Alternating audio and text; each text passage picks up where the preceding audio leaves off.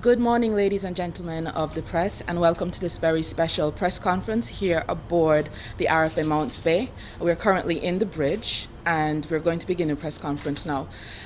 Just to open with the first few remarks, we're going to have Captain Jed McKinley, yes, followed by His Excellency the Governor, who will also make a few remarks, and then rounded up by Major Ryan, Director of the DMCA.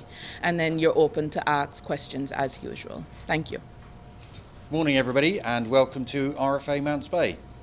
For those of you who haven't seen the ship before, she is a landing ship belonging to the Royal Fleet Auxiliary, which is part of the Royal Navy. Our main purpose at the moment is to be on standby to deliver assistance to any of the British overseas territories which require help should there be a natural disaster of any description. Your Excellency. Thank you very much. Morning everybody, thank you. I just wanted to say a real warm and genuine thank you to Captain McKinley and all the ship's crew here. It is a fantastic asset and a huge reassurance to see this ship come into our waters, particularly in the hurricane season. I know we're not yet quite at the business end of it, but I remember I've been here 1 year or so, and I remember last year when we had Hurricane Isaac bobbing around, causing us consternation. The Mounts Bay was true to its word and came back on the heels of that 12 hours later to reassure us and provide support. So very, very grateful. Thank you, if I may say so, on behalf of Montserrat, to Mounts Bay, the captain and the team here. Also wanted just to say how lucky we should all feel sometimes, because what a beautiful place to be having a press conference. Peeping over your shoulders I can see Rendezvous Beach, wonderful sort of desert island beach there, and the sweep of the island off to the right is really lovely. So I feel lucky, we should all feel lucky. Thank you everybody. Good morning everyone. Major Alvin Ryan, Director of the DMCA. In disaster management, it's always good and well to have your plans, but if you don't have the manpower, if you don't have the resources, you're not able to execute those plans effectively. And I dare say that RFA Mounts Bay represents that extra manpower, that extra resource that we can call upon. God forbid that we might need it. Mounts Bay is no stranger to our shores. They've been here several times, but the captain is, and some of his crew are. So in order to put names to faces, these exercises are always good, and it's always good in peacetime. So we get to know one another. So if you have to work together, God forbid anything should happen, it will be a bit more seamless. Yesterday we had a useful exercise at the DMCA where the captain and his crew were able to impart some of his capabilities and some of the equipment that he has on board. I was able to brief on our disaster management system and how they can integrate. Right? I think our systems lend to RFA Mounts Bay being integrated quite seamlessly. So I'm heartened by the fact that I do have those extra resources and I do have those extra manpower, and I welcome the captain who is here in Montserrat for the first time, and I hope that he gets to come again. So welcome, Captain. Governor, this time last year, you had some concerns about Montserrat's preparation, and I know there were plans to, support with more resources. Can you give us an update on the capacity now of the DMCA and what other things are in plans? Yeah, absolutely. Sorry, this is a little bit low. If you can hear all right there. That's right. I mean, we did have some concerns, particularly on some of the basic kit, like collapsible water containers and folding beds. I think you guys call them cots, yes. Things like that for the shelters. Quite a lot of that sort of equipment. And a lot of that, almost all of that, was resolved during the period July to September last year with some, for us, quite substantial consignments of equipment. Alvin, Major Ryan, has them now stored securely and well catalogued in the DMCA warehouse, which if you haven't seen, you might welcome a quick look at that, but that's in pretty good ship shape. What I think, personally, from what I see, is still a weakness here, and we need to work on this, and it's absolutely not at all at the door of Mounts Bay. It's more the British government machinery, is the communications front. It's the radio communications in an emergency, particularly the linking across all the institutions in Montserrat. So it's not just the police, but it's DMCA, RMDF, the Governor's office and ministers' offices here as well, key ministers. I think that needs more work, and that we have said to the powers that be in the UK is really our top priority now. Plus a bit of consolidation of the antennas, the main radio masts. We're pretty well finished, I think, at Silver Hill, Alvin, now? Yes. Silver Hill we strengthened with the new improved generator capacity. I'm not an expert at all, but there is more work needed at Garibaldi. If you go and look at that, I think just as a non-expert, you can see that needs a bit of attention. So that's probably that, and the comms, our own comms, radios in particular, are the key things that I would say. Alvin may want to add on that, on the kit. Yes, sir. I could attest to what H just said. I'm heartened by the fact that we have received quite a bit of kit from the FCO. We're in a much better position. And I should mention the digger derrick and the bucket chuck that Monlek currently has. That would help us greatly in terms of our recovery, in terms of getting the island back with power. In terms of communication, we are working on it. We are trying to help ourselves. We've identified some equipment that Mull had, and we've programmed the radios. We are encouraging departments who can afford it to buy the handhelds. We already have the basic brains of the system, so who can afford it? I have just given the Port Authority the specs on the radio that they should acquire, and they are currently in the process of buying those. Good morning, Dwight from DS Media. Governor, I remember last year, in a similar fashion, we spoke about doing a bit of simulation to see where Montserrat is in terms of preparations for natural disasters. You did promise that we were going to get the bucket trucks and some other items for DMC, and we did receive them, but where are we in terms of the simulations? Well, the simulations are in train. We've had a couple of desktop exercises before, so it's left now to do those actual on-the-ground simulation. As you might imagine, it takes a bit of time to plan those and to have persons available to carry out those exercises. But I could assure you that those are in train. And another question from me. In terms, you spoke about the communication, and I think that is important. But in terms of communications, not within the government remits, but in terms of outside of the government, you're talking about the Girl Guides, the Scouts, the Red Cross. Where are we in terms of bridging those gaps between all these organizations and getting them ready in the event that we have a natural disaster?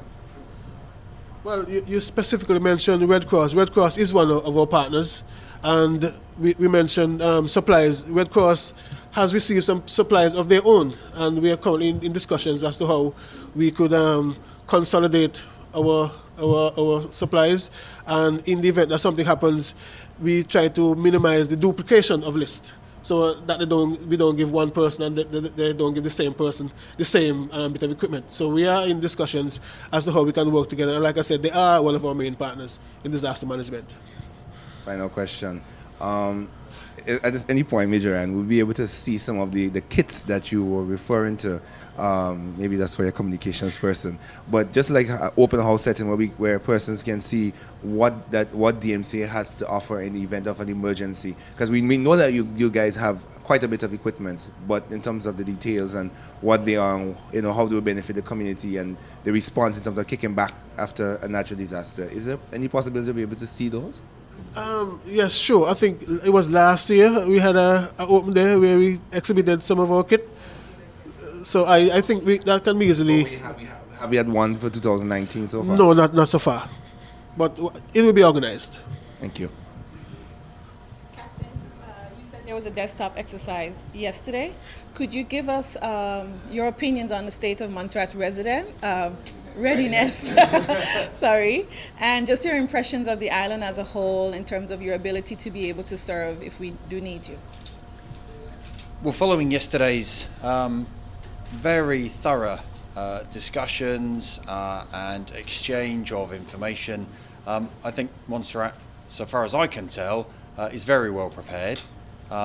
Probably better prepared than some of the other islands that we've visited. You'll forgive me if I don't actually name them. That would be wrong. We do have a league table. However, the main thing that I'm looking for is our ability to seamlessly integrate and support the effort of your DMC in restoring your communities. and that's my task. And from that, we now know how your system works. Your DMC team know how our ship works, and we know where the interface will be. They know what skills we bring, particularly our helicopter. They know we can put plant on the beach, so diggers, etc. And I have skilled engineers, both civil engineers, electrical engineers, who can come and render assistance and bolster your own island's ability. And that's what we do. We're here to assist and to bolster your ability. And as I say, from what I saw yesterday, you are better prepared than many of the other islands. James White from Radio Montserrat. And of course, again, on behalf of the media, I would like to say a special welcome to you, Captain McCanley. And it's great to have you on Montserrat again. Just following on a little bit on the question that was asked by my colleague, in terms of your capacity, and Major Ryan spoke of integration. Can you just divulge a little bit as to the specifics of the exercise that you would have undertaken? Well, we didn't undertake a simulation exercise. We have just recently completed simulation exercises on 2 other islands. So my capacity is I have a ship-to-shore connector raft which can get 100 tons worth of vehicles, cargo and people onto the beach in a reasonably short time frame. We can be ready to launch that pretty well as soon as we arrive off your shores. However, previous to that, as I said, we would have flown the helicopter in, to establish communications. So if you've lost all the radio communications, if you've lost telephones, the helicopter will arrive and they can then radio back to us. They can bring a liaison officer. That liaison officer will talk with your DMC and find out where the most urgent need is within the island, so that when the ship arrives, we can be prepared to give the right resource. We have bulk water containers that we can deploy. We have rations that we can deploy. We can cook our own food and send that ashore if we need to. We have temporary shelters. We have sanitation kits.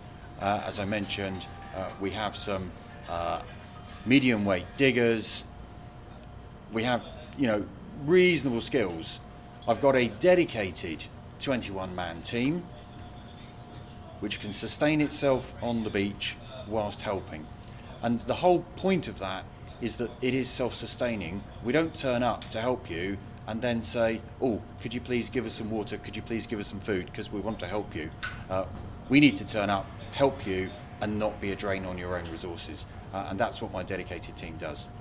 That 21-man core team will be augmented by other specialists and experts, either from the RFA Ships Company or from my Rural Logistics Corps team. I've got a 29-man team that run the raft, they run craft, and also assist us with stevedoring and other tasks. So out of my total of 170 people on board, I can put a reasonable number on the shore to help, but they'll be tailored to the needs. So it won't just be 60, 70 people turning up on the beach and having a party. Okay, in terms of health assistance, in terms of, we know that in disaster situations that there would be more than likely injuries and the likes. Any preparation? What is the capacity on board RFA Mounts Bay? I have a qualified doctor. I also have 3 qualified medical technicians, and I have a significant number of first aid trained people who can all be deployed, or many of them be deployed ashore. We also have a capability on board with reinforcement from UK to provide an onboard surgical team, and therefore I can carry out minor surgical procedures, life-saving procedures with that team. They're at 12 hours notice to move from UK, so in the event of a brewing emergency, then we'll be looking to get those flown out through somewhere, join the ship, and within 24 hours stand up a significant medical capability. I want to divert a little bit and move to drug interdiction. In terms of your capacity and the work that you've been doing in the area on this front? Well, we work with partner nations, embarking specialists, and those who have the jurisdiction to enforce the counter-illicit trafficking. We can work with our helicopter or with, again, partner nations' helicopters to search. We have the capacity to put boarding teams onto suspect craft, provided that due process of law is undertaken. Bennett Roach, the Montserrat reporter.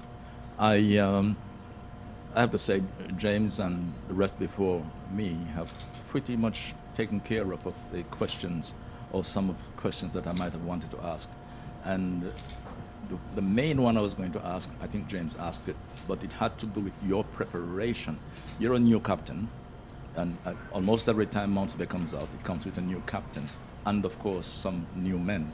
So I was going to ask about how are they prepared for this mission, because this is not a normal mission, I would take it, to what some of your men might have been trained for initially. So, but you will have, I noticed that you talked about having assimilation exercises on other islands, which prepare you to come here, and so you don't have that need. But how do they adapt normally? How easily do the men do adapt? And even yourself to this I think, responsibility?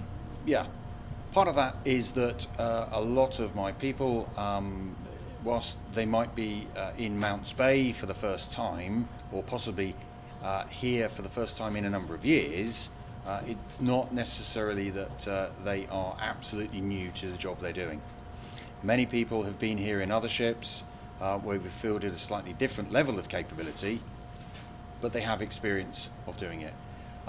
We have our training cells in the UK where the ship is trained, develops its plans, and as Alvin was saying, the plan is the basis for what we're going to do. So we have a comprehensive operating procedure which is adaptable to what we find when we arrive. And that's the importance of that early liaison, early discussion with whichever island we're going to find out what the need is. My engineering troop have trained before they left the UK. They do a lot of in-depth training on their own simulation training areas so that they are the core experts ready to come ashore. Their training has involved mass casualties, their training involved the psychological preparations that could come with that as well. So they're as prepared as can be. My team, the rest of the ship's company, we've now done 2 simulated projections of a response. We've had our internal practices checked out by our team from the training in UK, and they've given us a tick that we're good to go. So I think we're as good as we can be. We can never know exactly what we're going to meet. So you can't train to the nth degree, but we're as well trained as we can be, and we're ready to adapt to what the demand is, depending on the situation that we face.